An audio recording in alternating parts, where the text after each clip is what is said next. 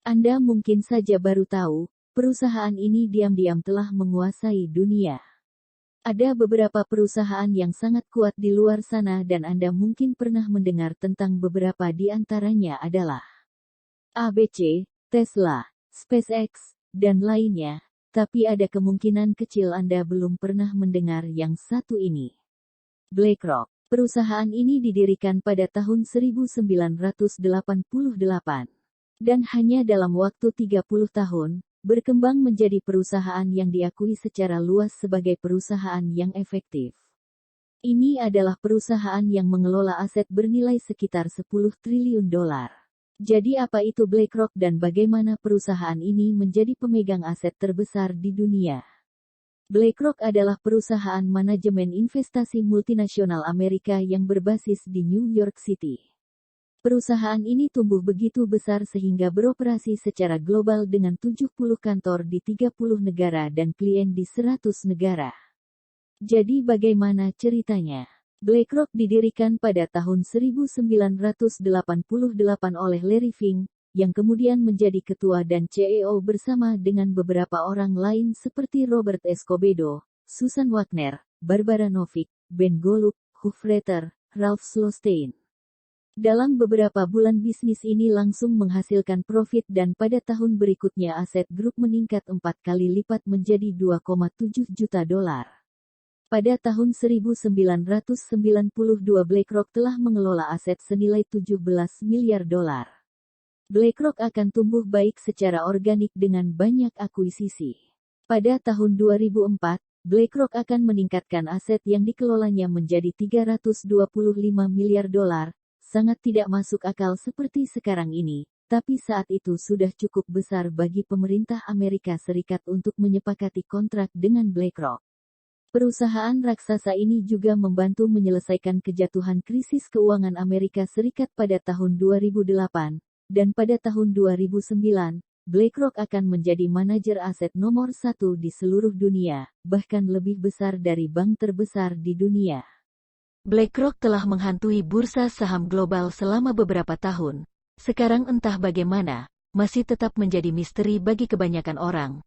Tetapi hal ini tidak menghentikannya untuk menerima sejumlah kritik yang sehat, kritik utama atas dampak lingkungan dari kepemilikan mereka. BlackRock termasuk di antara 3 pemegang saham teratas di hampir setiap perusahaan minyak besar di luar sana, dan itu termasuk di antara 10 pemegang saham teratas di 7 dari 10 produsen batubara terbesar. Ini akan menjadi kritik yang bagus dan memberatkan, tetapi BlackRock mencoba untuk tidak menolak kritik ini.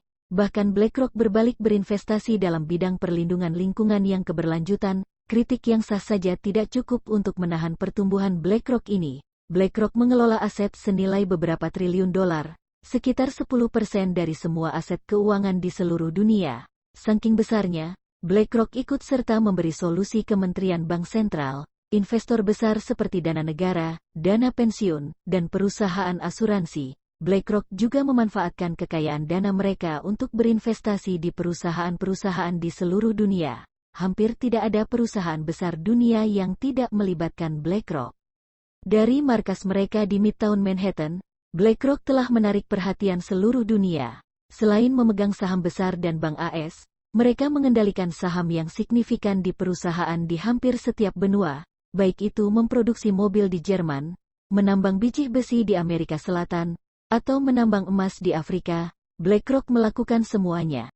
Jadi, bagaimana tepatnya mereka melakukannya? Semua sektor keuangan selalu mengubah-ubah strategi yang berhasil beberapa tahun yang lalu belum tentu akan berfungsi lagi di hari ini. Ini adalah sesuatu yang sangat disadari oleh BlackRock dan menjadikan mereka maju. BlackRock terus mengembangkan platform perangkat lunak yang sangat kuat untuk membantu menghadapi perubahan zaman dan mereka menamakannya Aladdin. Pekerjaan Aladdin adalah melakukan analisis risiko untuk BlackRock. Klien dapat menerima data sensitif dari lembaga penting, seperti bank atau perusahaan asuransi, dan menggunakannya untuk membuat analisis risiko yang berisiko tinggi. Orang membayar BlackRock dengan jumlah uang selangit hanya untuk mendapatkannya. Aladdin adalah jaringan 5.000 komputer yang diberi tugas untuk memantau jutaan perdagangan sebagai portofolio klien mereka selama 24 jam setiap hari, menunjukkan skenario dengan tepat dengan jumlah akurasi yang mengerikan. serta memberikan beberapa tingkat analisis risiko yang sangat akurat. Perangkat lunak ini ada di mana-mana sehingga pada dasarnya menjadi sistem saraf pusat untuk beberapa perusahaan investasi terbesar di luar sana. Tidak hanya berfungsi untuk analisis risiko, perangkat lunak ini memberi mereka akses data sensitif dari institusi penting, seperti bank, dana pensiun dan perusahaan asuransi dari seluruh dunia. BlackRock menempatkan dirinya dalam posisi yang sangat nyaman dalam ekonomi global. BlackRock juga memiliki saham dan hak suara di perusahaan besar Eropa terutama di sektor-sektor seperti minyak, energi, transportasi, gas, dan makanan. Anda tahu jenis barang yang dibutuhkan masyarakat untuk bertahan hidup? Percayalah, cengkeraman BlackRock di masyarakat jauh lebih dalam dari yang Anda pikirkan. BlackRock memegang utang publik dalam bentuk obligasi, memegang dana pensiun untuk sejumlah orang, memiliki kekuatan politik global, dan berperan untuk seluruh bank sentral pemerintah untuk mengaudit MEX reguler dan memberitahu mereka tentang manajemen. Ironisnya di sini adalah karena BlackRock begitu besar dia mampu memiliki akses lebih lanjut ke informasi yang sangat sensitif yang akan membuat mereka lebih kaya. Sama seperti banyak orang, Larry Fink dikenal sebagai pria yang menginginkan lebih dari yang dimilikinya. Ironisnya, dia sukses menjadi pendiri perusahaan yang sangat kaya raya setelah menderita kerugian sebesar $100 juta.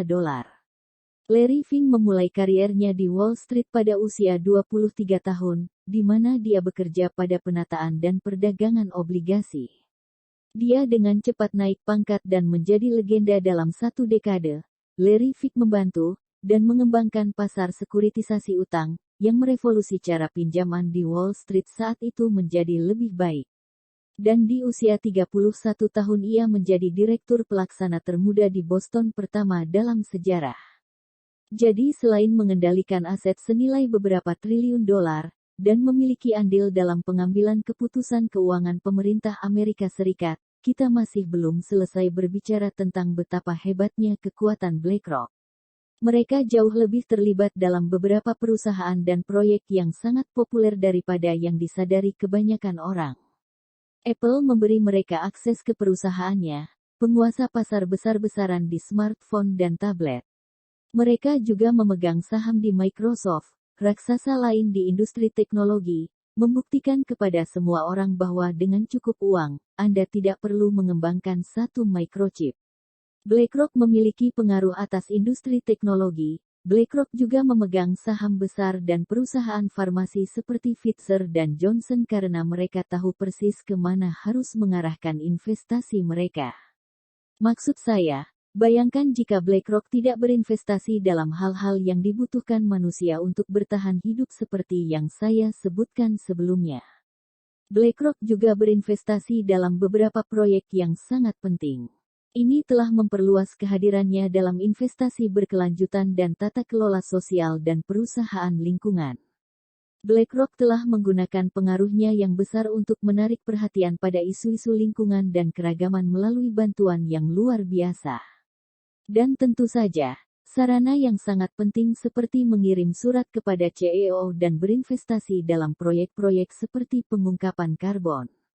Cek BlackRock rupanya telah mendorong pemerintah Amerika Serikat untuk mengadopsi aturan, mengharuskan perusahaan swasta untuk secara terbuka mengungkapkan dampak iklim mereka. Artinya, sekali lagi BlackRock itu adalah raksasa yang dapat mempengaruhi ekonomi dan politik dunia. Apakah Anda pikir ada perusahaan di luar sana yang menandingi BlackRock?